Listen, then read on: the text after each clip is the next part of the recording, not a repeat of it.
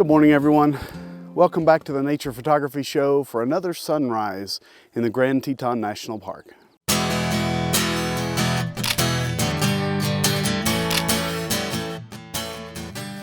So I decided yesterday to do another sunrise shoot in the Grand Tetons because that's what you do while you're here. And yesterday afternoon, we had a ton of smoke roll in from Canada due to some wildfires up there. So it kind of changed my plans a little bit. Obviously, I'm still doing a sunrise shoot in the Grand Tetons, but I decided to get a lot closer to the mountains today because I'm not sure what the smoke is going to do to the sunrise itself. As it stands right now, I can already see the alpine glow come in. It's got a little bit of a red haze to it, which is kind of cool. And so for this, I found a composition that will work, I think. I'm probably going to do it as a pano stitch, several in a row, and then stitch them together in post. So we'll see how this turns out. That alpine glow on top of the mountains is already pretty nice. So let's take a look and see what we can find. So while we're waiting for the sun to come on in full, I'm going to talk a little bit about the composition that I've chosen. So here we've got, there's more than 3 peaks, bear with me. But we've got the Grand Teton here on the left. It's getting light a little bit right now. And if you look down from that, you see a little clump of trees. And then you've got a valley or a gorge or whatever you want to call it right there. And then a huge mound of trees. And then the mountain goes up, and then we've got another clump of trees here on the right that's a little bit closer in the foreground.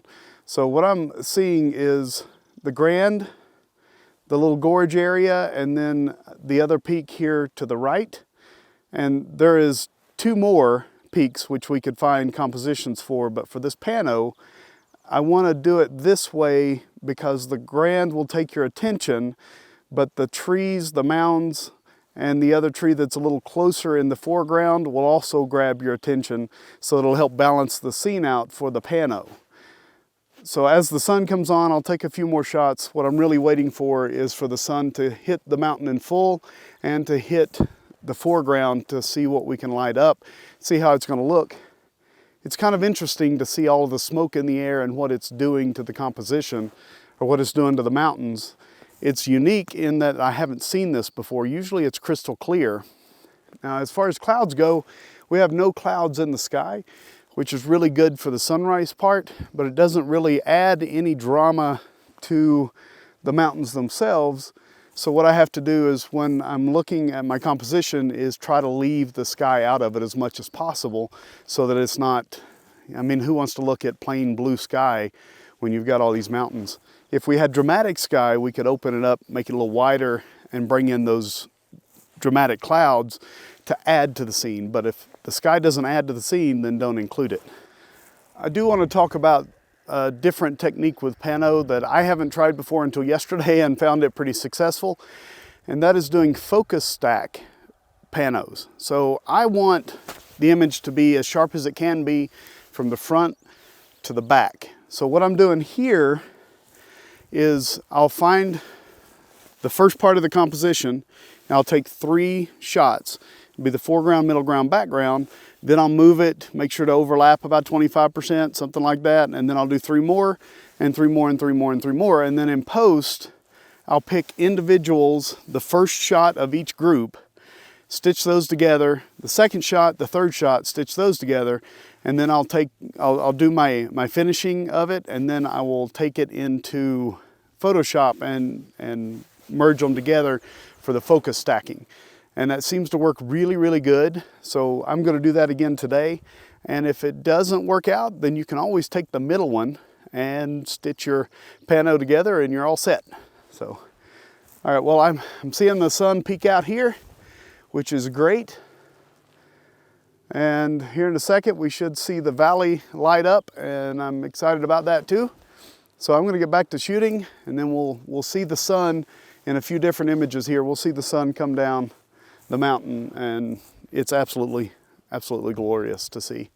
I'm glad to be out here this morning. Oh look, tourists. As far as pano techniques, it's relatively simple. Of course, you want to be on a tripod. I have stitched them together without a tripod, but it's much easier on a tripod. You want to be in manual exposure and manual focus or back button focus, and you want to set your white balance to something stationary, not auto white balance. That way it keeps, when you shift the lens, it keeps you from changing your white balance even a little bit. You can adjust that in post if you need to and pick one white balance, but I prefer to do it in camera while I'm out. Then you'll meter for the brightest part of the scene and the tallest part, and whatever is in the foreground, you'll want to make sure that you have that captured. So check that out first before you start the pano. And then, like I said, meter for the brightest part of the scene and leave your exposure the same through the entire process. Then you'll start left or right, whichever way you want to do it, and you'll overlap about 25%. So you'll take a shot, overlap, take a shot, overlap, take a shot. And I always take a few extra on either end of the pano so that when I'm in post, I can decide what I want to do with it or how much I want to crop out of the left and right. Because the worst thing is to get back and have a good pano, but not have just enough on the right or just enough on the left. So take a little bit extra. Now, what I'm seeing right now as far as the landscape is the sun is fully up, but it's not totally illuminating the foreground yet, and that's due to the amount of smoke that's in the air. I can smell it pretty heavy this morning. So as the sun comes up and gets above that smoke, it's going to help out a bit, and it should light a little bit of the foreground. I'm seeing a little bit right here already, which is nice. But as it comes up, we'll deal with the haze, we'll deal with the smoke, we'll deal with all that. We'll see how it comes out. But I think it's pretty unique to see this smoke in the area. It's not what I expected today. Like I say, usually it's crystal clear for those mountains, especially this time of year when it's cold out. But we will take whatever nature decides to give us, and today it decided to give us smoke. You know, I'm an old school photographer. I started way back in the film days, black and white, developing and slide film and all that kind of stuff. And when digital cameras first came out, I was not one of the first ones to adopt. I was the holdout, one of the holdouts. And I always thought the little LCD on the back was silly. And now I find myself using that absolutely at any point that I can, depending on if it's too bright, I can't use it, of course, but I'll use it almost any time I can. And the older I get, the more I find it useful to have the big screen, to not have to bend over as much and do all that kind of stuff. So,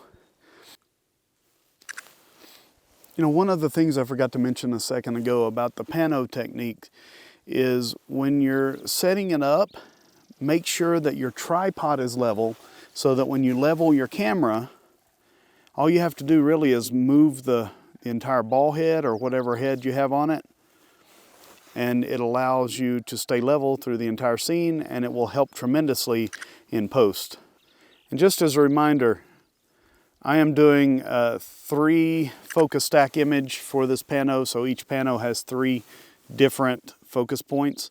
It's not necessary largely. I know a lot of folks have really good luck with just doing like a third of the way into the scene. You pick that point, use f11, f16, something like that on your aperture, and you do pretty good. But I'm just being overly cautious because I like sharp images. There seems like there'd be a song in that. No, I'm not going to sing it. You know what's great about the Grand Tetons? When I came out this morning, I was greeted by a small herd of elk here. And I walked out into the middle of the sagebrush for this photo, and they didn't take too kindly to me, but they didn't run off either. They just kind of meandered on away. I can still see them off in the distance here, and it's really cool. Of course, it was too dark to get any photos of them. Maybe they'll stick around, and I'll get a chance to shoot them in a little bit. You just never know what you're going to find out here. This is also bear country, which is why I'm happy I'm talking to you. I'd like to make as much noise as possible so that they know that I'm here. It's important to not get mauled by a bear.